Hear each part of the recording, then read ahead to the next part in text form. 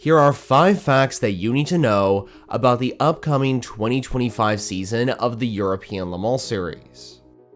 Number 1. Chevrolet, McLaren, and Mercedes joined the grid this year.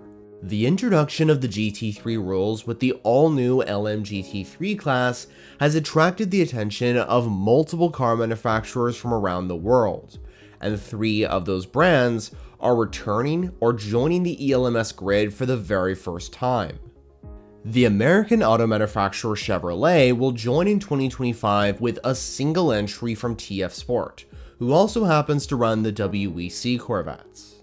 General Motors and Chevrolet will make their return to ELMS for the first time since 2017, when Libre Competition entered a Corvette C7 Z06 into a one-off event at Monza that year, and the car would finish 6th in class. For 2025, the number 82 Corvette Z06 GT3R will be driven by Hiroshi Koizumi, Charlie Eastwood, and Rui Andrade. And by the way, the car has one of the coolest looking liveries on the grid, as pictured in the video's thumbnail.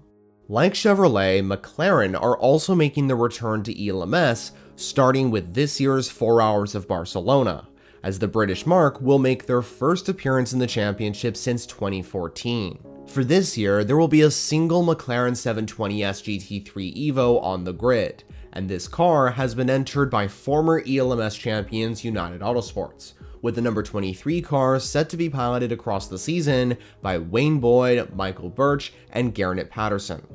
Meanwhile, alongside their debut in the World Endurance Championship, Mercedes will also make their first appearance in ELMS this year, with the number 63 Mercedes AMG GT3 entered by last year's champions Iron Lynx, with the car set to be driven by Martin Barry, Lorca Hannafin, and Fabian Schiller. Number 2. New LMP3 cars. There aren't just new cars in LMGT3, but among the category consisting of the secondary prototype rule set as well. For this new era of LMP3, which sees the cars powered by Toyota engines, the V8 powered entries will come from 3 manufacturers, which are Ligier, Ginetta, and Duqueine.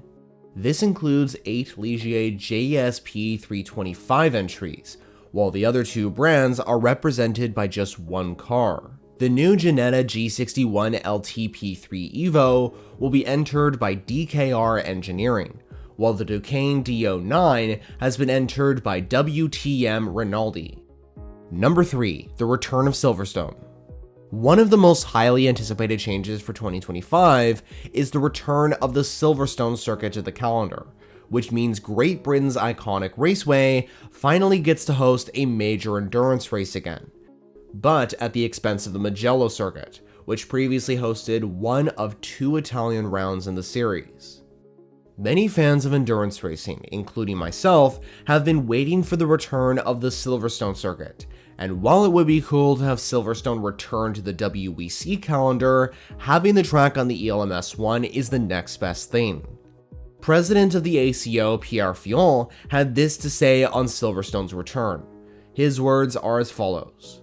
Once again, the European Le Mans Series calendar features a selection of circuits, each with a variety of challenges to test both car and the driver. The ACO is extremely pleased to see ELMS returning to the UK for the first time since 2019, giving the British fans a taste of Le Mans home at Silverstone. During the last ELMS event in 2019 in Britain, overall victory was obtained by EDEX Sports' number 28 LMP2 entry, with drivers Paul Fargoux, Paul Le Chaton, and Memo Rojas taking the win. And with EDEX Sport returning to the grid again in 2025, this time in partnership with Genesis Magma Racing, there's a good chance they win again. Like all other events this season, the 2025 race in Britain will be lasting for 4 hours straight, and it will be the 5th round of the season, taking place on the 14th of September this year. Number 4. Multiple IMSA champions on the grid. For 2025, the European Le Mans Series will feature 6 champions from another famous grid, the WeatherTech Sports Car Series of IMSA.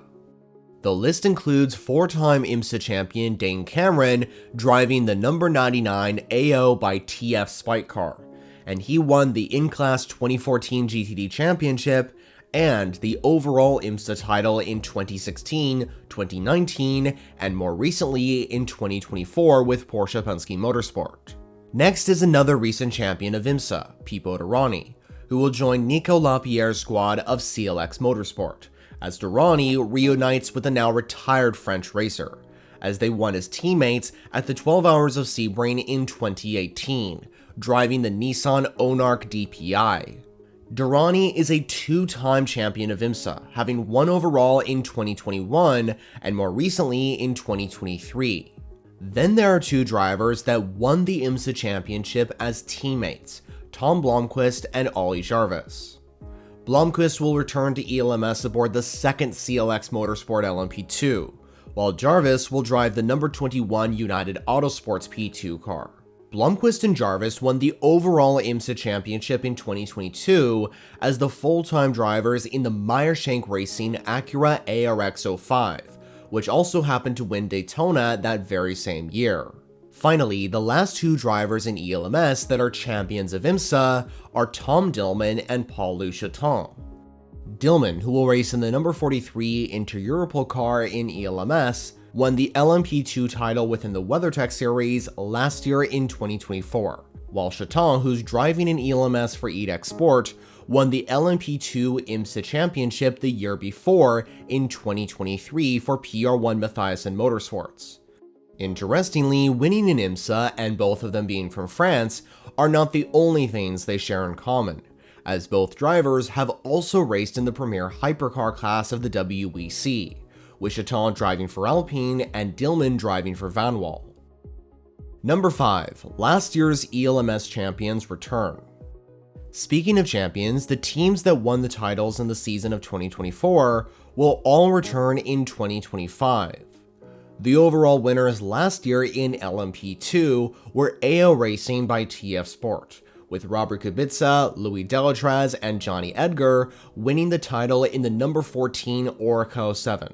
And the team will return with the number 99 Oreca with the iconic Spike the Dragon livery on it.